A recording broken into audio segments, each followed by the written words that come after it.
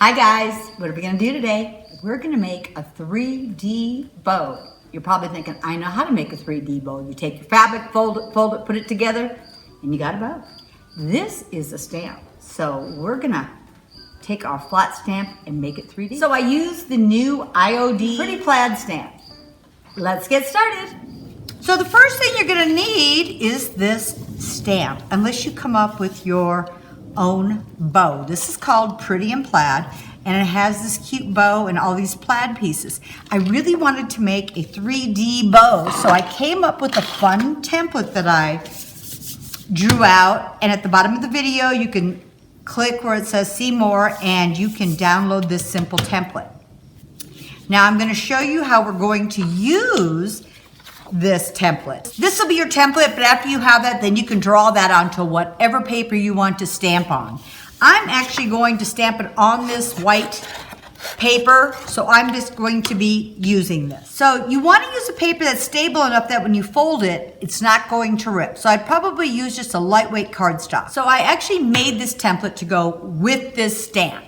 So you would need the exact same size bow and a stamp, or you'd have to create your own. I am going to stamp this, and what I'm going to do is I am stamping the top part of this bow, and you're going to see how we're putting this together. The other reason I cut it out is so that if anything else was inked, it wouldn't go on to everywhere else. Now I know it goes this way because the big curve up here is the top.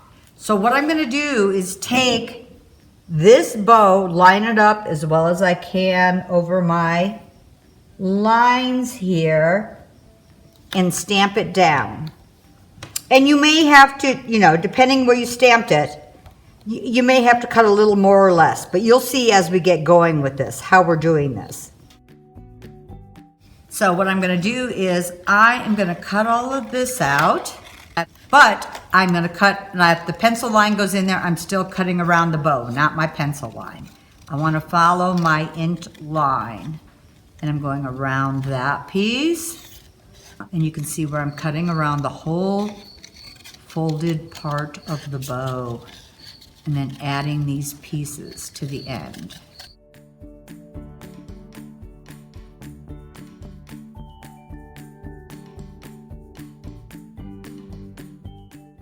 So now when I take, kind of folding it, not complete fold, right there at the end of the bow, and this should go underneath here. So I'm folding this little tab to right there, I'm folding this little tab over that one, and you can see in the back how they just overlap. They're overlapping behind the center part right there. And if they're showing in the front, you can just trim them a little bit. The next piece we're gonna do to put it together is these two pieces right here. And these are the bottom two flaps of the bow. So what I'm doing is I am going to line this right here with that little line and lay this down. I have this, I can see my line here.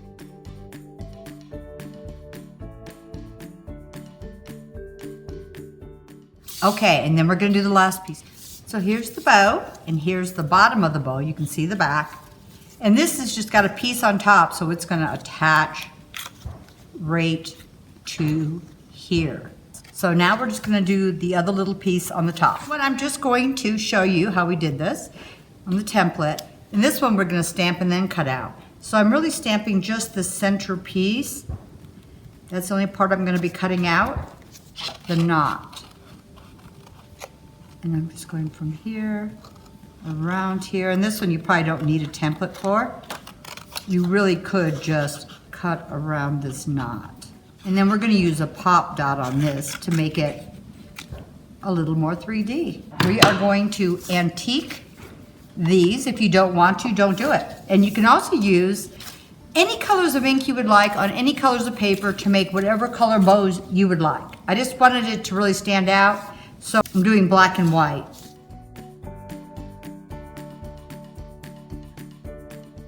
I'm just doing this back edge because you will see a little bit of that. Okay, so let's seal this really quick, and we'll move this distressing around. You can use any type of a sealer, or you could actually just even use water to move it around. I'm using my Minwex polyacrylic crystal clear sealer, and you can see how it just moves it around. And it makes your paper more stable, and it'll give it a little bit of a gloss to it. Okay, I'm gonna let this dry, and we're gonna staple it together.